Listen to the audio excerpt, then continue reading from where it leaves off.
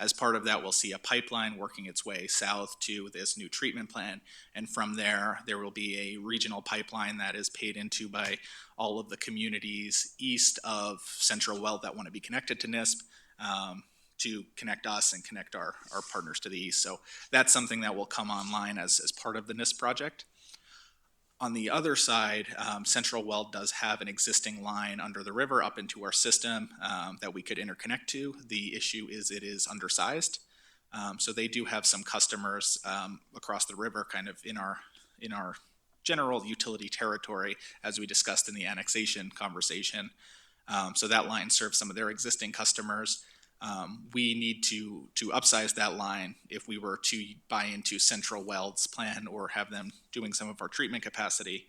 The holding pattern, or the reason that there's been negotiations, is there are Central Weld customers along that pipeline route that Central Weld has expressed interest in us taking on. However, they don't want to provide the dedicated water rights to serve those customers.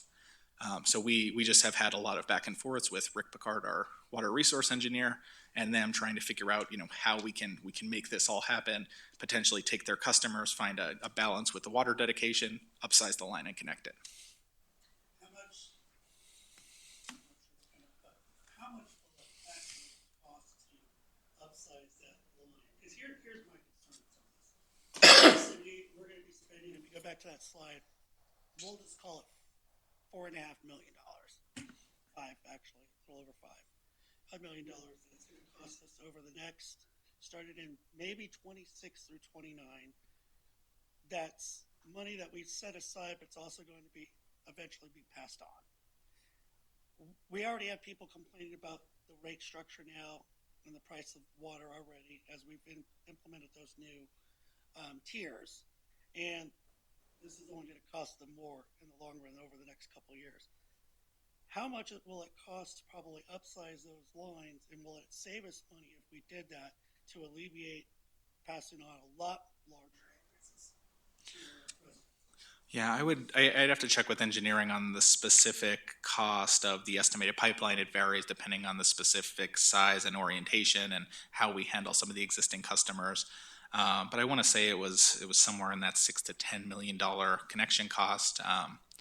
The nice part is, we feel like we're paying Greeley this one-time fee and not getting anything out of it, but we are in perpetuity locking up that treatment capacity, so it is expensive. But basically, they're going to get to a point where they need to expand their treatment plant. We're paying into that to have access to that water.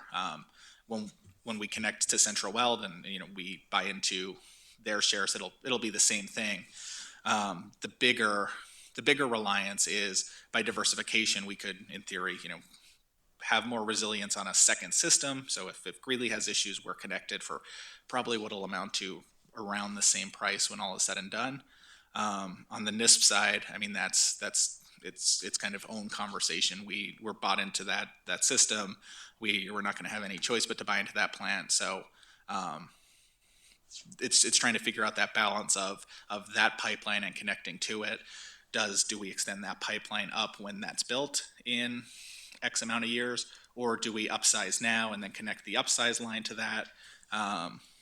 It's kind of really, there's a lot of partners and a lot to figure out, but Rick is taking this very seriously, and we'll hand this over to our new city engineer here at the end of the month with Rick planning to kind of phase out.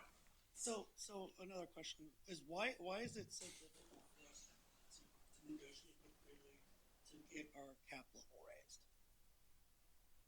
I think it's easy to get the cap level raised. They are charging what they're considering a fair value to buy into their system. We're basically paying their system development charges. When I was working for the city, they were upset that Evans was getting an advantageous rate in terms of what they were paying to buy into our system in perpetuity. So I don't think by any means the city's getting a bad deal. Water infrastructure and water treatment's just very expensive. But their water treatment is self-sustaining. Like it literally. I'm sorry. Can you guys put your microphones on because nothing's getting picked up? Their water treatment is self-sustaining. It literally pays for itself. Like they don't even have to put any money towards it. And so, with that said, it's like it'd be great to negotiate something considering that we're like next to them.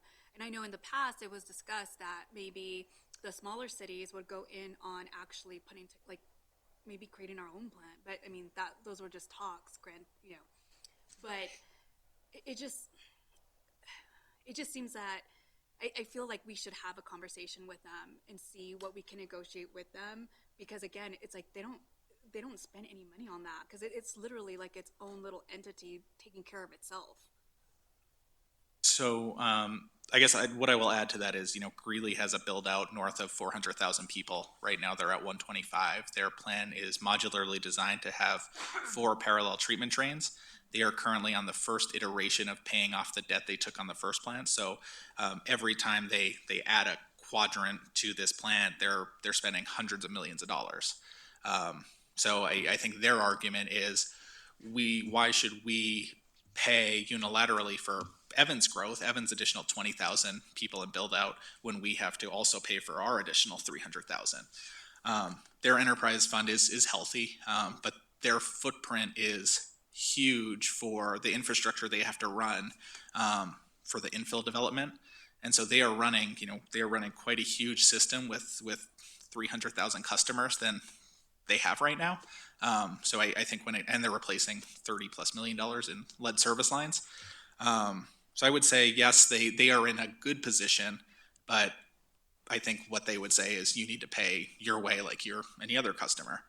I believe we were given the same rate increase as all their other small towns this year. So I think it was a flat 7% to everyone else they're connected to, us, Windsor, Eaton, maybe. I'd have to look at their specific rate increases, but I think that's where they would come from, is we need to just pay our share of growth. And our option is we do that, or our option is we do that with Central Weld. And we're going to be doing with Central Weld regardless with NISP. So we're going to get that diversification. Yeah, and that's kind of what we discussed at the retreat, is just that diversification, because we've been talking about it, but what does that look like for us in terms of, will that help with the cap? Yes, absolutely. So every gallon that we take from Central Weld is a gallon that Greeley will not treat.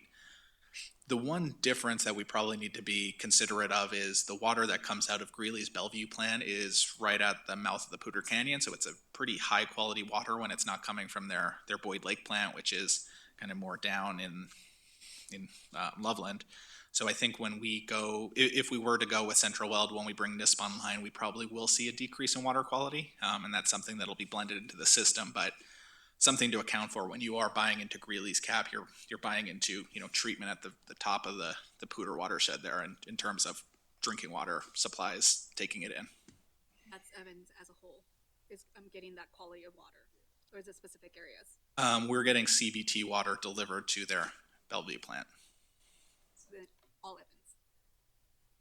Correct.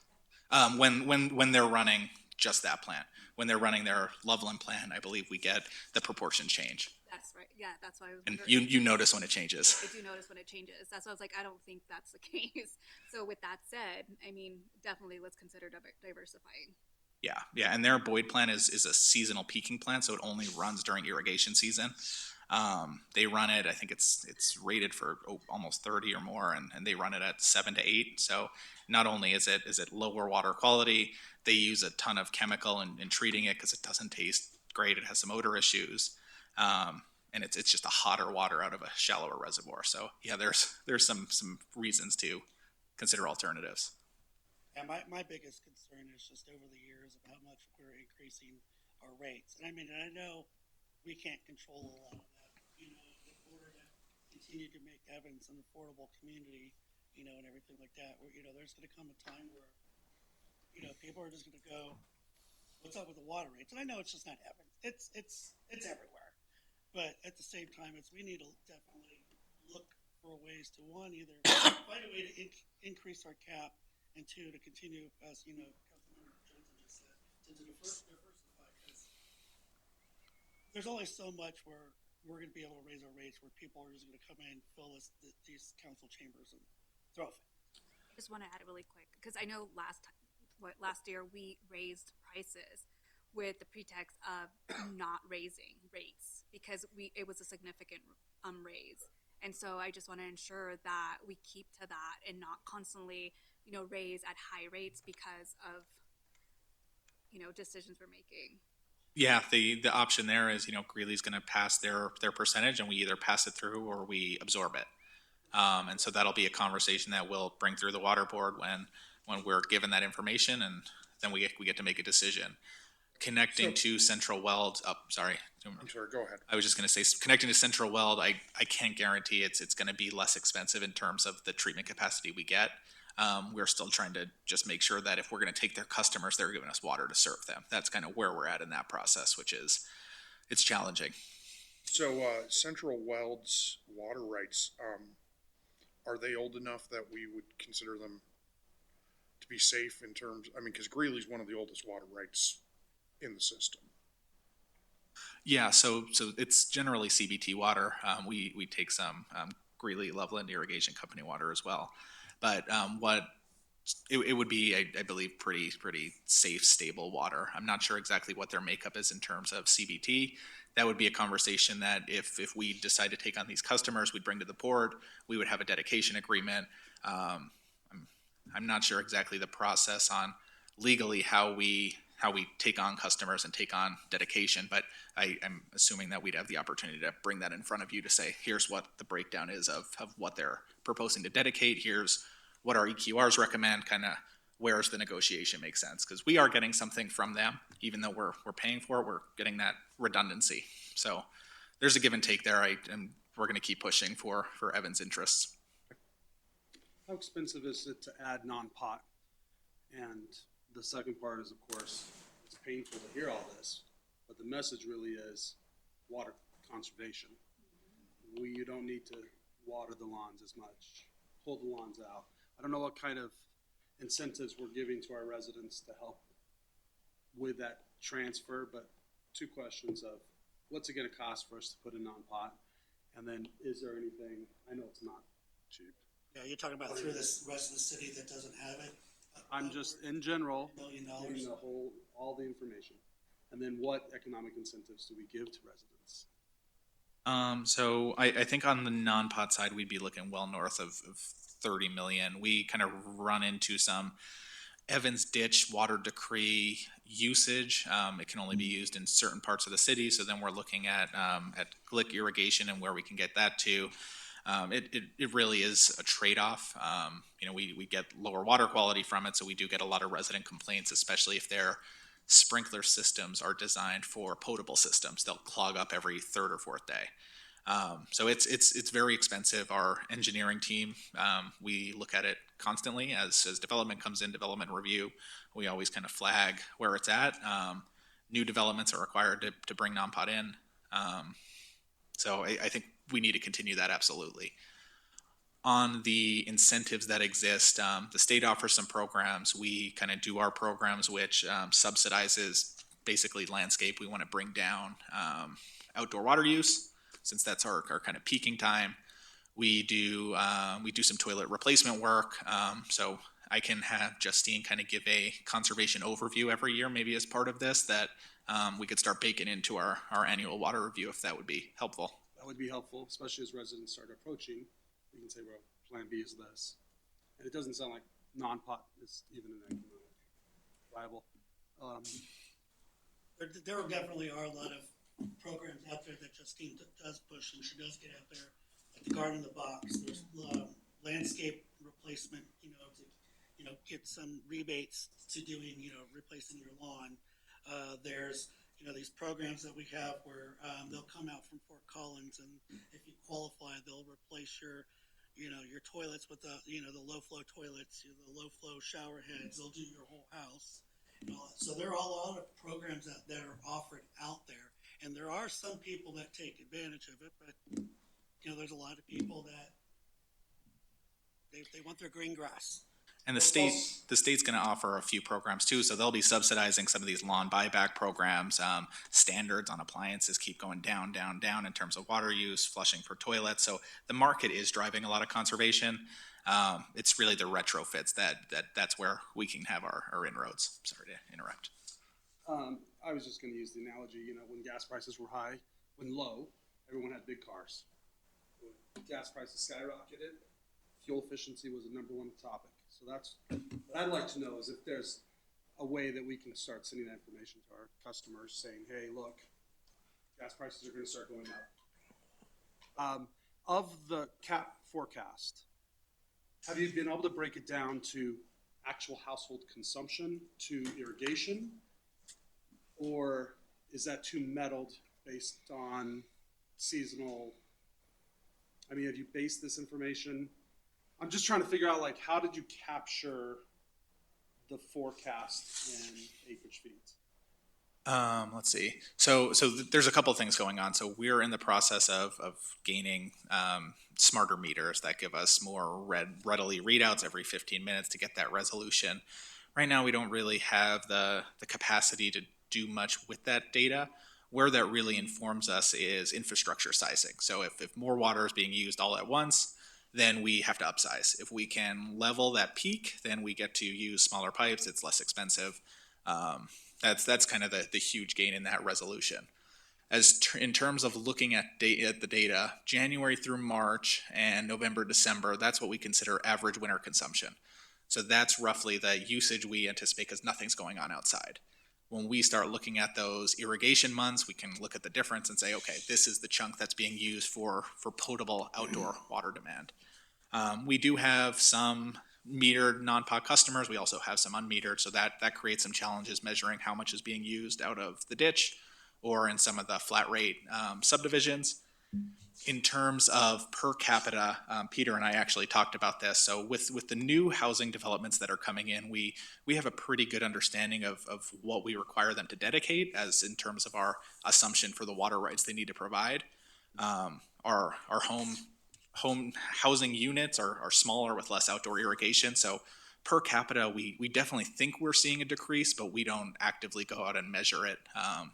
That's kind of a goal of mine here in the near future is to start building out our asset management and GIS that would allow us to map, say, non-functional turf that just have a better understanding of where that water is going in our system. That's just a layer of data resolution you see at bigger utilities where we're just a little bit lagging behind that kind of cutting edge of innovation and data analytics. The only reason why I ask is clearly we need to get ahead of this. And if we can find out where the data points are that are driving water usage, which I would suspect would be irrigation, then there's a cost benefit analysis that we can run through that we can analyze how much money can we marketing wise to get the message out to water conservation versus the backlash of us raising water rates. And that was the whole purpose of that question. So if you ever think about that, let me know. That's all I think about. Can we, I know we talked about it earlier, can we go back to Greeley and say, see what it would possibly cost us and maybe negotiate something with them to raise our cap, let's just say to 3,000 acre feet? Because where our cap is, what, 27? What would it cost the city to go up to 3,000? Another 300 acre feet. I can dive through. So we renewed their contract right before I started, I believe, because I was at Greeley at the time. So it's pretty recent that we came up with the fair market value, and we can purchase whatever we want. It just has to live in the terms of that agreement per acre foot.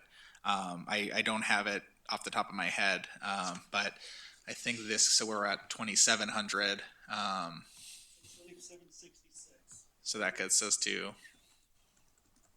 29 something. So we're at that 4 million to get to 29, and I don't know specifically what it is, but I can look at the agreement and get back to you on that. I'd just like to see what it would be. Just curious. I'm also curious because I know Willowbrook is not metered. What do we know how much water that subdivision uses during April through October? It's on the non-pot system, so we generally don't really look at it because it doesn't play into the cap conversation. Okay, good. I didn't know it was under the non-pot. Yeah, they have separate hookups there, luckily. Now, that's not to say that people don't use it. To the non-pot. That's what happened. Okay. Yeah. So it's some humbling numbers, but we're keeping a very close eye on it. We're exploring our options.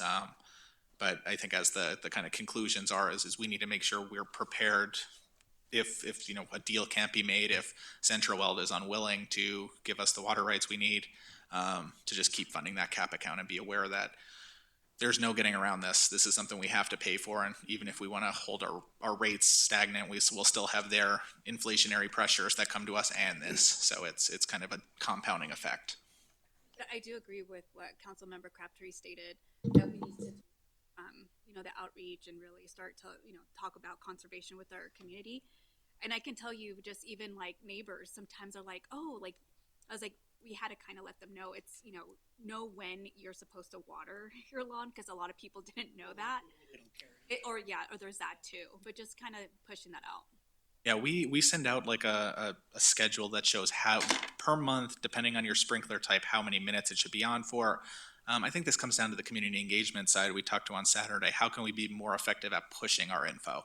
And that's something in utilities we really need to consider of how do we get people to, you know, if we got 100 comments on the McDonald's development, how do we get 100 comments on sprinkler watering time? And I don't know if we'll ever get there, but we can try some different outreach ways. I mean, I've come across people that flat out just said, you know when the watering schedule is, and they don't care. But then they complain why their water bill's so high. And I'm like, well, you're using potable water to keep your grass green, and you're watering it in the middle of the day. and then you tell them, and they're like, well, why is my water bill so high? I just answered your question, and they just keep, well, I'm not tearing out my lawn. I'm going to have a green lawn. Well, then you're going to pay for it. Well, I'll just say hats off to Jackie for leading the rates effort, because part of having our tiered structure is the people that are you know abusing the what we're trying to put forth to be responsible with our water resources. They're going to pay their fair share of the bill, and that's a huge win for us. So I'm kind of curious with Jackie's data. I think there was 4 tiers in that. If we got everyone to drop, if there's 4 or 5, it doesn't matter. If we could get everyone to drop to the maximum 2 tier, how would that affect our forecasted water rates? I asked that question before already. We can do a deep dive into that. It would be interesting to see if every resident was using tier 1 and tier 2, where we'd be. I anticipate it would be in a pretty healthy spot compared to our cap. I just want to say that I did see all summer multiple posts regarding the saving the money garden in a box, the watering schedules. I'm not on Facebook, but I am on Instagram. I saw it multiple times last year, but the community engagement, getting people to participate, that's where the problem is. And even my HOA, we just had our meeting, and we had people complaining about their neighbors overwatering, causing problems with their sidewalk. Now we're on the non-potable water, but you know, the water is always going to be an issue. And you know, I really wish we could, like, I don't know how to say this, even if it sounds right, but if there would be a way to shut off water for a certain time, especially for yards. I know, parents did that's it to bad, us. Tammy. That's, You're in the shower too long. oh, you couldn't turn the hose on outside of my house. You got in trouble. But you know, really, it's getting people to care, and we've really got to get out there and communicate. I think it's happening right now too, and you're right, and I appreciate staff for their work and the information, because it's inevitable. We're not going to get away from this. But as the fire heats up, sending that message out, I'm making behavioral changes because I don't want a large water bill. So I think it's a 2-part. So we have a specific account in the water fund for the cap. Yes, we have a specific cap account that we've been funding. Do we know where that's sitting at today? I believe it's just north of $2 million. 4.3, double. So, and the other thing I just kind of wanted to add on the conservation front is we are really lucky to, as part of, we're heavily bought into CBT and Northern Water System, so we get the benefits of their conservation messaging. They just reached out to Justine, Rick, and I about a new campaign they're trying to roll out. They're trying to figure out at what level. For us smaller communities that maybe have one person in terms of conservation, or some of our neighbors have none, it's a huge resource that really helps with the regional messaging. So we will take advantage of anything that is kind of part of our assessment fees that we get, and we'll use it. How can we get that out to the, like, open up a board or committee that we would then push? Okay, we can talk about that. Well, no, there was a resident that approached us, actually Willard's wife, and she wanted to do something like that. Maybe if she's still interested. Sharon?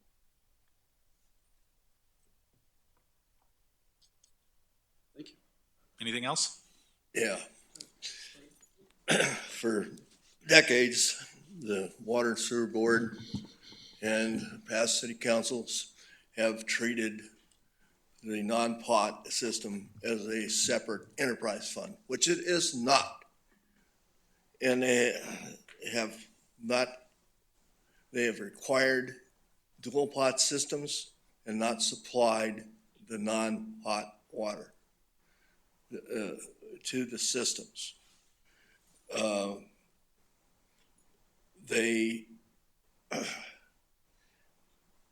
cost of treating and putting on the water is tremendous, but people just complain about the price. They don't realize what they're doing sometimes.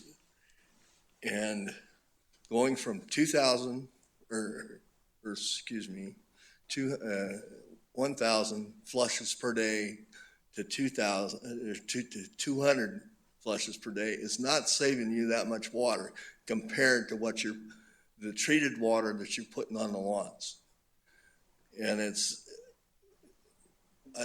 I think that we really need to focus on getting the non-pot system throughout the city. And I know it's expensive and it doesn't pay back, but it will pay back. It may take longer, but it will pay back because you're not paying constantly to treat the water and put it on your grass. And that's where your problem is, not with a leaky toilet that's maybe using up 100 gallons of water a day. I agree with you. I mean, outdoor irrigation is, we could see the numbers in that chart. It is the huge spike we see every year. We know what's going on to grass. I managed Greeley's non-pot system, and I saw the huge benefits they had by continuing to expand it out. But we're in a pretty similar boat to them, where we've gotten the low-hanging fruit, and what's left is running oversized infrastructure for long runs to small, single lots. It's inherently expensive. There is maintenance associated with diversions off the ditch. But our engineering team, like I said, every time a development or redevelopment comes in, we are looking through the lens of what has to happen here in terms of water. That is at the forefront of every development review that we undertake. So I am with you. I am a full proponent of non-pot. I would love that if we could serve every single house. It's that trade-off, and as opportunities come up, we can continue to have that prioritization conversation of where non-pot fits, and buying into the CAP fund and other things as well. We're just never going to get the conservation we need from people going to low flush toilets and conserving water, not running the water. I know a lot of people used to run the water when they constantly when they shaved or brushed their teeth, and it's like, why don't you shut the water off? When I was there visiting, and but you're just not going to get the conservation you need, and it's just wasteful. When I was on the water audit committee back in 2004, that was one of the first things I noticed, is you're spending all this money to treat the water, and then you're putting in most of it on your lawn during the summer. It's ridiculous. And we've got to figure out some way to get off of that. And then going to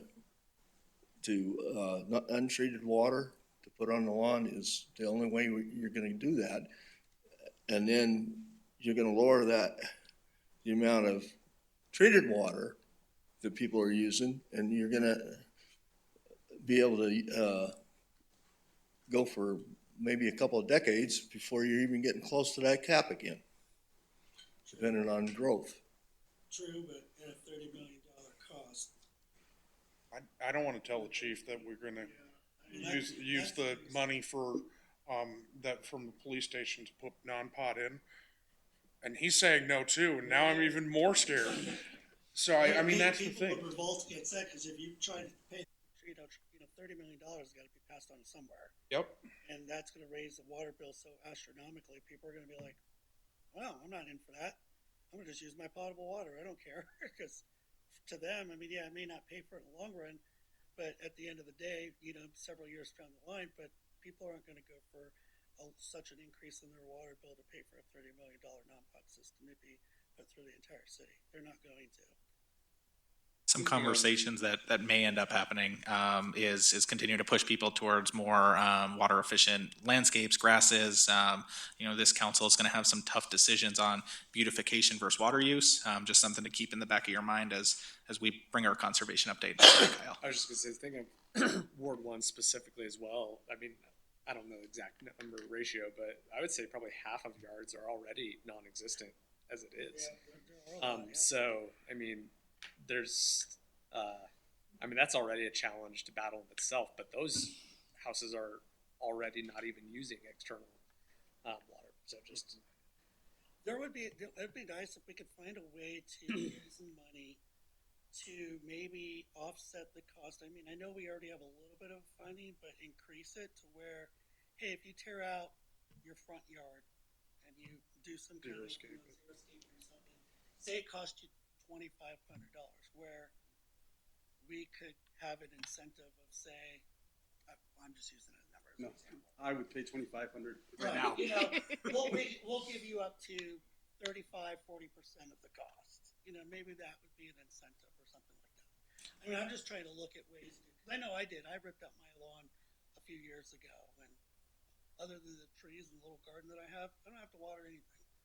I like where you're heading, because even thinking about as we start developing and houses start to get built, maybe working with, the builders and saying, hey, let's, offer xeriscaping options instead of putting, grass down and stuff like that. Or even if that can be part of our master plan and stating that there has to be X amount of xeriscape per subdivision, because that's also something we can. Or just, We they all talked have to about be. that. Well, they all have to be. Yeah, we Yeah. talked about that the last Yeah, we've couple of talked about years that, yeah. because I really wanted to push for that but where we run into stuff is when you have an HOA like I do, you have to have, a green lawn and all this and But it- HOAs can yeah. no longer dictate that anymore yes, per the new I state. heard that, So- but I don't think residents know that, Yeah. you know what I I mean, mean? it's something we can take, start looking at, Exactly. Right. That's something that we can put into city code,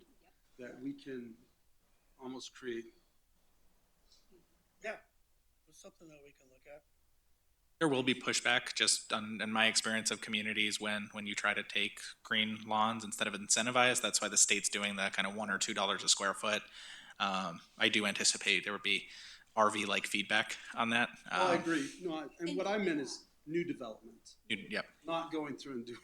no. We would. Moving forward. we don't But want I mean, that and shot that's again. why do X amount, not totality, you know what I mean? And I'm then thinking about providing those options and also incentives as we look forward and what that looks like. Because if we can even say, piggyback off of the state coming in and providing those incentives, I mean, it just works out. The new developments do have non-pot that come in, so that's part of it. Liberty Draw is really pretty small lots, efficient systems, non-pot. A lot of them are dog owners. That's a challenge with xeriscaping is you kind of end up with a buildup of waste, and then you have to rinse that. When I was at Greeley, we struggled with people trying to put different artificial turfs down. They degrade. What's the cutoff for how you do code enforcement on degrading turf? We had someone that took the remnants of a high school football field and put it in their front yard all misaligned. And it was like, how do you as a city? I think I've seen something I was gonna say, feel free to come to my neighborhood. You'll see. Yeah, it was not in Evans. It was out of town, but it's the same thing. Is how do you then enforce on some of these things that people are spending $10,000 to put in artificial turf? It degrades in 8 years. What happens in year 7 when it looks bad?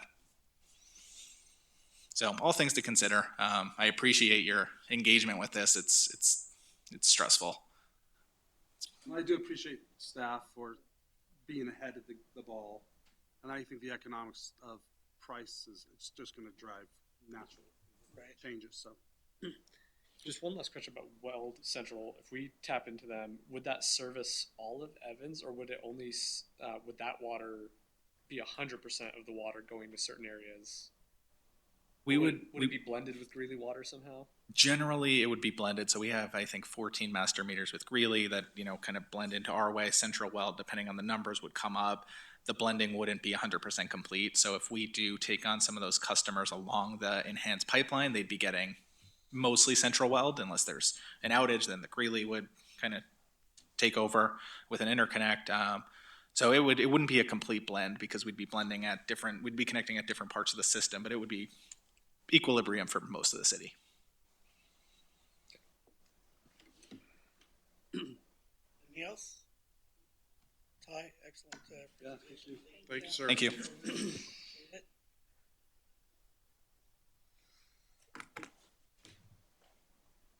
All right, next up on our agenda is the recreation needs assessment update. Hear from Ty. All right, good evening, Mr. Mayor, Council. I was going to have Jen introduce Mike tonight, but Jen has had a family emergency and can't be here, so we should have Mike Schvetz on YouTube. He's going to give you a little kind of up-to-date refresher on the recreation needs assessment, something that our master plan from 2022 identified. We put Pros Consulting under contract several months ago. He's going to kind of bring you up to speed where we're at and where we're headed, and I'll turn it over to Mike. Sure. Thanks, Ty. Hopefully everybody can hear me. I'm wondering, though, I do want to share my screen to kind of run through a quick overview of the project, and I'm currently not available to do that on Zoom. So I want to see if that's possible.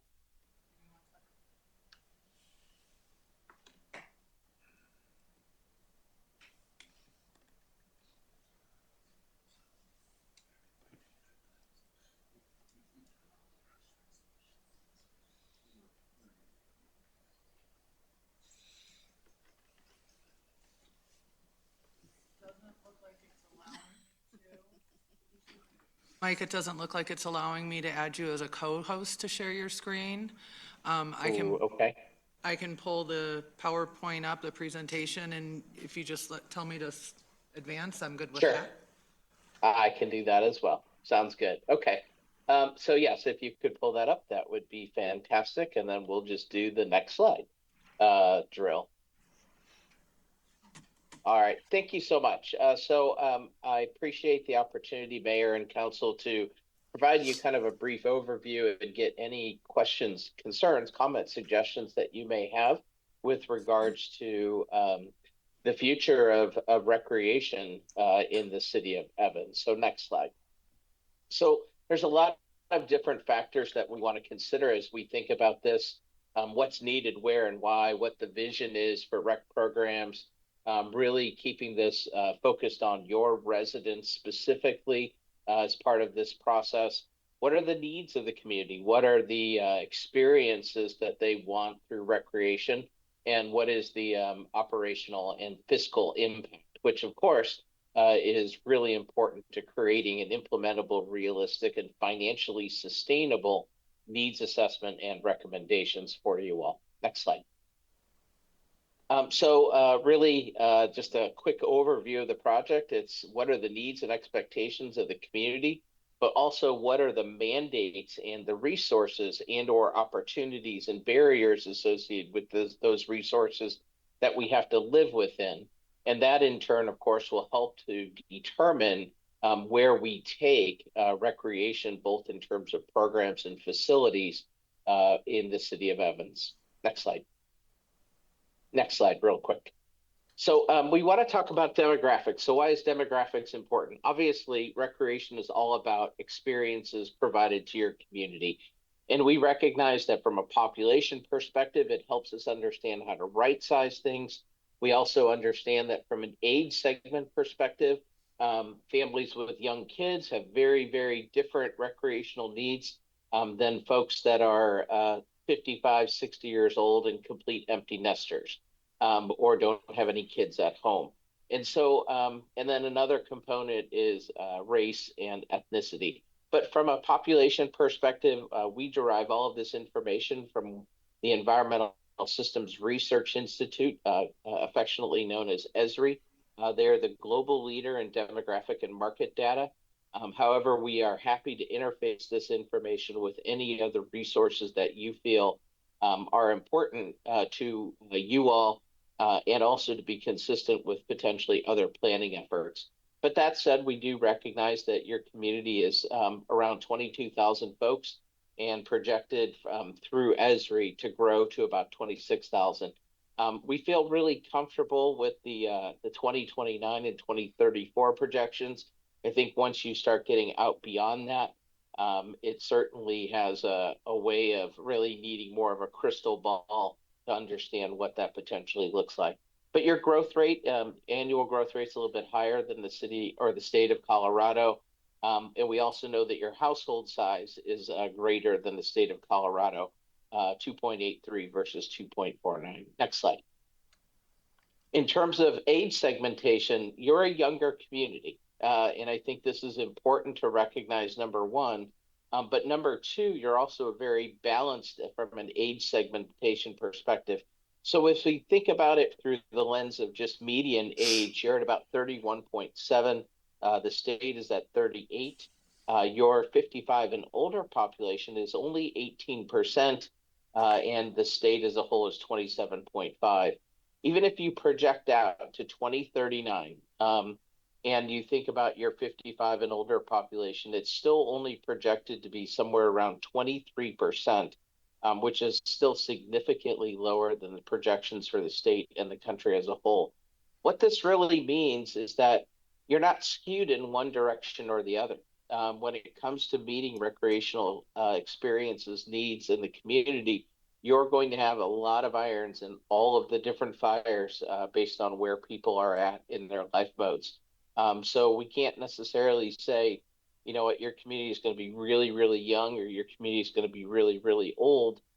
It just means that we're going to have to really find that sweet spot in terms of balancing resources and being able to meet needs. Next slide.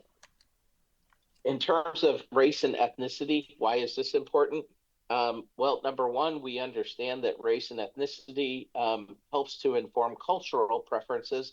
And cultural preferences, of course, help to influence recreation preferences. And so from a race perspective, these are what the race segments as defined by the U.S. Census. White alone is 54%. Your state is 68 and the U.S. is around 60. You're projected to be at about 40% white alone in 15 years. So you will have a minority majority associated with that racial segment. The Hispanic population, as of right now, is not considered to be a major race segment in the through the U.S. Census. Now there is some discussion about making it that, but as of right now, it is a subset of all of the other racial segments as defined by the census. So you can be white alone and be Hispanic. You can be Black alone and you could be Hispanic, American Indian and be Hispanic. But long story short, your Hispanic population is 50%, and is expected to grow to about 55% in the next 15 years. In terms of, next slide, sorry, I was scrolling. We want to do a market analysis. So this is just a quick snapshot of looking at fitness as an initial take. We will refine this and define this later, and I'll explain how.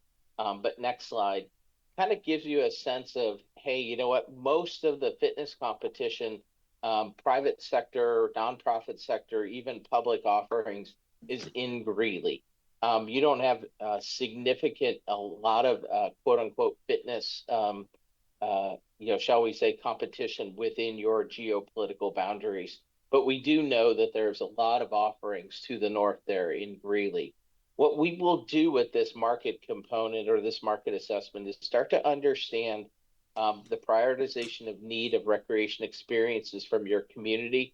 Once we understand that, we'll go back and refine the market analysis based on really understanding if the needs of your community should be met by you all, and or if they you should look to partner and or divest of potentially pushing those needs to be met by others. We just want to make sure that we're not overextending your reach, but we also want to understand what your niche is or your niches are as it relates to providing services. So this will be refined as we go through the process. Next slide. So community engage. Oh, yes.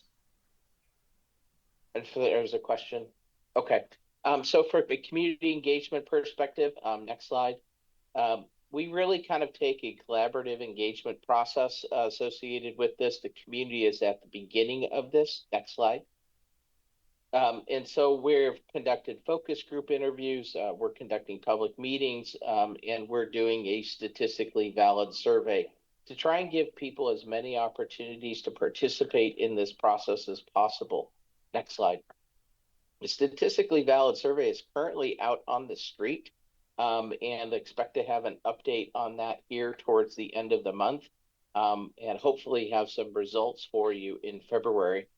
We are looking at 300 household completed surveys. I know it's hard to imagine, can you get a statistically valid survey with just 300 households?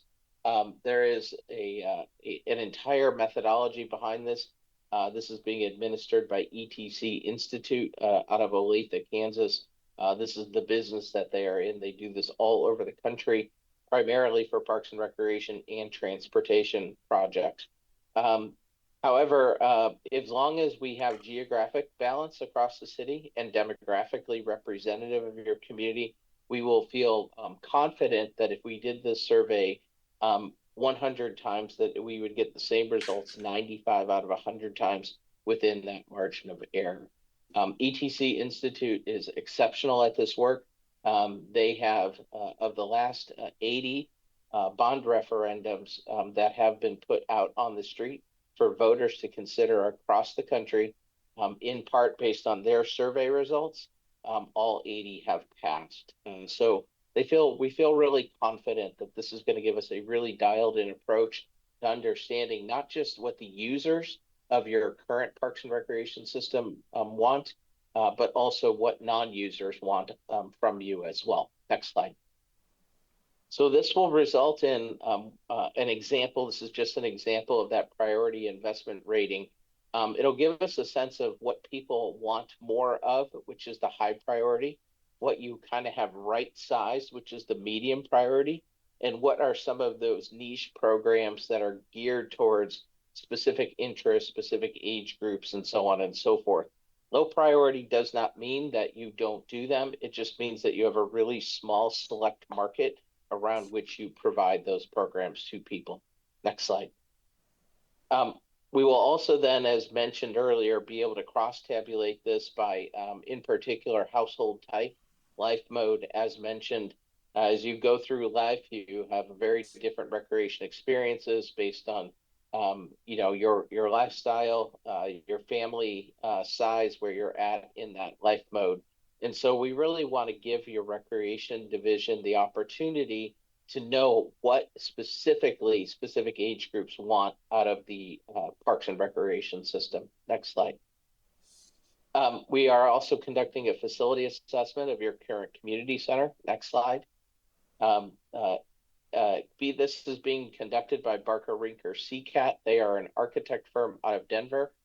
They are well versed in the development and construction of construction of many recreation facilities across the country, but in particular in the state of Colorado.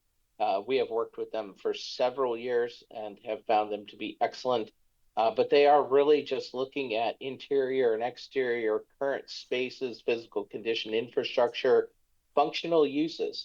This is really, really important to understand how your space functions, especially given that it was designed many moons ago. And is it up to how people want to recreate going forward as opposed to how they were perceived to recreate in the past? And then, of course, documenting all of this information. Next slide. We will do a program assessment and recommendations. Next slide. This helps us understand, kind of where you're at from a program perspective, whether or not we're going to expand, whether you're going to continue, whether you're going to continue to seek out partnerships.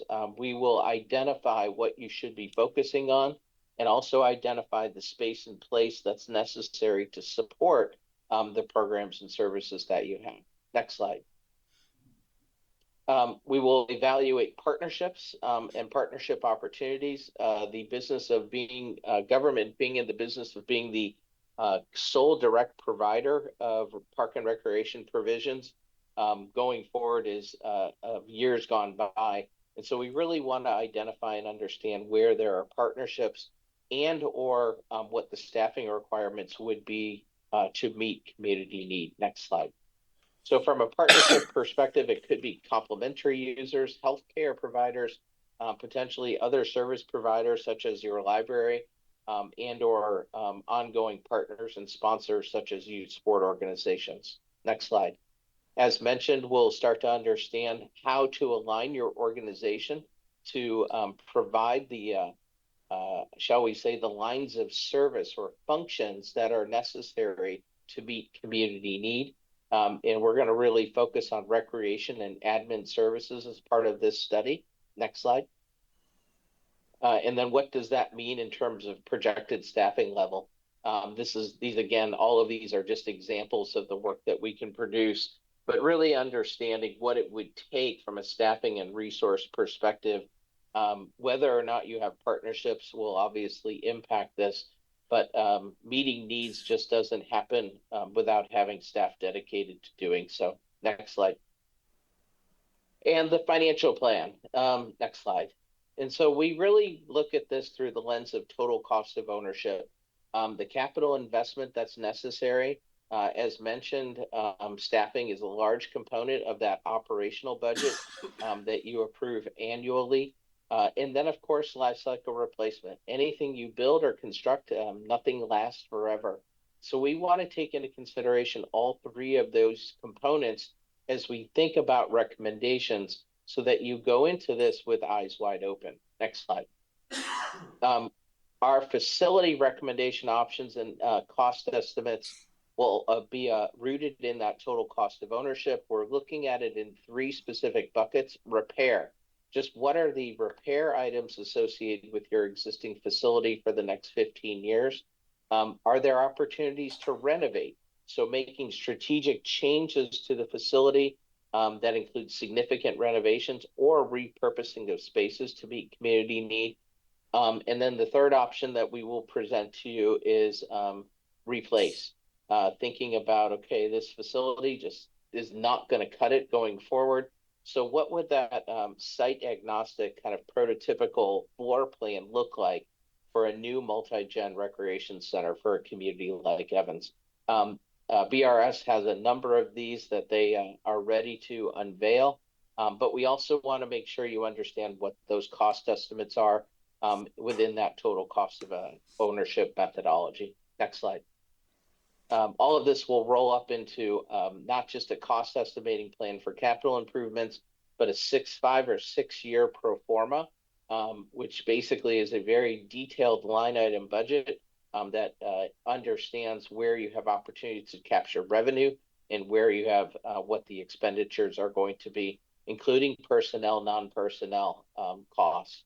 And then what not only in terms of just revenue and expenses, but what would that mean to your general fund in terms of subsidy? Sometimes we love to talk about cost recovery, but cost recovery in a vacuum is different, right? So 77% of a $2 million budget our $2.5 million budget is about $580,000. But if your budget was, and again, I'm just making these numbers up, but if it was half that, then a 77% cost recovery would mean that your general fund subsidy would be about 290,000. So though we love to focus on these percentages, we really want to focus on the dollars and cents to give you a sense of what it is that you would be investing from taxpayer dollars into any one of the recommendations that come forth. Next slide. So at this point, we'll take any questions, concerns, comments, suggestions that you have. Appreciate your time and attention to this, but we are really trying to take a holistic approach to understanding community needs, how that interfaces with your current operations, and how does that play out to capital recommendations for you all in terms of how to develop spaces and places necessary to meet community need. And then, of course, what are the financial implications of it? Great, thank you so much. So Ty, I do have a question for you. Is this going to be presented to the Parks and Rec Advisory Committee? Did it just last week. Okay, perfect. Correct. Awesome, great. Any other questions? Oh, open it up for discussion. Well, I do. I think, I love the fact that we're looking at it at a holistic level, because I think that's important. I think we're able to also possibly get funding like through those block grants if we take that approach. So that can help if we decide in the future to do an additional rec center. But looking at your list of kind of like priorities where you have it listed as high, medium, and low, I think, granted, you did state, I'll preface with you stating that you did state, I mean, just because it's there doesn't mean that it's low or high, what have you. But one of the things recently in our community, especially Weld County, CCAP, which is the child care, paused. And it's been, even Larimer County paused it. So that's one of the, it's a critical resource in for our community, especially the younger communities are trying to get into the workforce, and they help subsidize daycare. And so with that being paused or not taking any new people, it will make it difficult for the community as we move forward. So even having, thinking of like after school like programs would be great, or even adding the childcare, which I saw it listed, would be important, especially when it comes to like recreating. But in addition to that, one of the things that I have noticed, just because I have young kids, children, our basketball is very, very sought after. And I can tell you from other cities, people really come to Evans really to like do that specific sport, as well as all the other ones, but that one in specific. And not only that, there's various, Greeley, they come, I have a lot of friends that their kids come to Evans because they like the structure that it has, which is different than Greeley. And some, parents are always looking for different ways to kind of engage their kids. So just something suggestions, thoughts, comments that I have. Well, I just thought the Appreciate entire it. point of getting this done was so that the community would tell us what they wanted, but who am I? You're part of the community. Well, I think, I'm glad that we formed the Parks and Rec Advisory Committee, because I think this is actually what you presented to us and what was presented to them as well is a great foundation of what we need to learn and what our community wants. And I know their purpose is going to be out there, working to get this plan implemented based on what the surveys come out and say, and really deep dive into that. One of the things that I've kind of looked at, and I know that we are behind. I've been saying this for years and everything. Majority of our community for their recreation needs go outside of Evans. What do we need to do to bring them here? They have Greeley, which has, they have two great rec centers. They have with indoor pool, indoor tracks, great amenities and all that stuff. I would like to bring our Evans residents back into Evans and have a facility, something like that. And I know that costs a lot of money. And one thing I looked at was, the community of Eaton. Eaton has a small, a good rec center. It's a good size that has its own special district. And they go out and they can bond, and they can go out and have mill levies for that. And their membership fees pay for that self. And that's something that maybe, we might have to consider for our community as well. Yep. In fact, that I believe is a facility that was designed by BRS Architects, who is on our team. And I believe that that is probably one of those prototypical kind of new facilities that will be presented as part of this, as part of one of the options for you all to consider. Thank you for that feedback. The question I have is, and I'm having a hard time answering it, why is annual income not calculated into your equations? A household demographic that's making $250,000 a year has different demands than a household that's making $100,000 a year. Is there a Correct. reason why you're not bringing annual income into that data analysis? No, we will. I was just trying to keep the presentation short and sweet, but that is one factor that will be considered as well. You're totally spot on. Typically, the more disposable income people have, the less reliant they are on public parks and recreation for their recreation experiences, because they have more means and they have more opportunity to tap into either other nonprofits and or private sectors. Folks that make less disposable income become more reliant on your public park and recreation provisions. And so that is certainly something that we will take into consideration. And in fact, probably something that we can cross-tabulate as a survey result for you all. Question, great answer. Thank you. You're welcome. Any other questions, comments? I guess for your assessment, are you going to include like kind of things that are happening within like the well community that in essence would help kind of provide understanding what those needs are? Like, for example, like how I mentioned CCAP, like that like being paused, because that can definitely change the way people answer things. If like there was kind of a mention of like, or a formulated question to kind of provide or extract some kind of data point. Yeah, the survey tool is currently on the street. However, I think there's ways in which we can understand the influence of that quote unquote environmental condition. In other words, something that potentially can impact somebody's need based on their responses to such things as after school programs, such things as potential childcare opportunities. And so I think it's a matter of that's a nuance that is unique to maybe not necessarily you all just specifically, but it is a nuance specific to this study that we would take into consideration. We can't, I think it's important to recognize that your feedback is really, really critical to help us understand how to evaluate the results of the survey, through that more critical lens as opposed to just taking them at face value. So, for example, the nuance that you just mentioned is one of those potential reasons that we can start to understand the why people responded to the survey the way that they did. It also is something that we could factor into that market analysis study that will follow up the statistically valid survey. Have you all taken the survey? I have not. I was actually going to ask, you said it's on the street. Where can someone access it? I have not even seen it. I was on Facebook. That's how I. I'm not on social. Yeah, it's a random sampling of residents. The idea is it's not an opportunity, an open-ended survey that everybody has the opportunity to take. That's what makes, in part, it statistically valid, that it's a random sampling of your community. So not everybody receives a survey, but some folks will have the ability to take it by mail. They could take it by phone. You could take it by Facebook. You could take it online.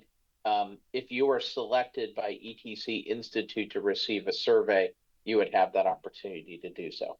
Okay, that's good to know, because I took it on Facebook. I must have got that invitation then. So Yeah. And did I miss? Correct. What was your population pool on that data? Did you say 300? It was 300. about the total amount of survey results. No, how that many we, surveys are going to be out there?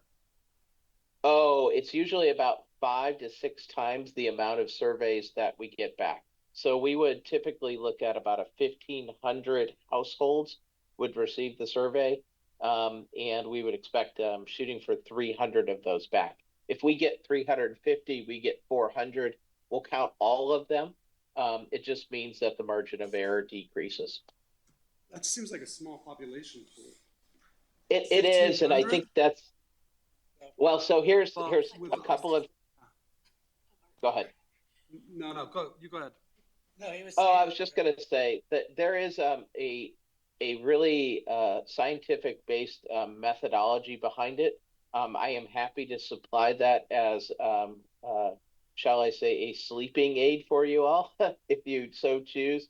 But it is it's very easy to understand, but yet it's complex.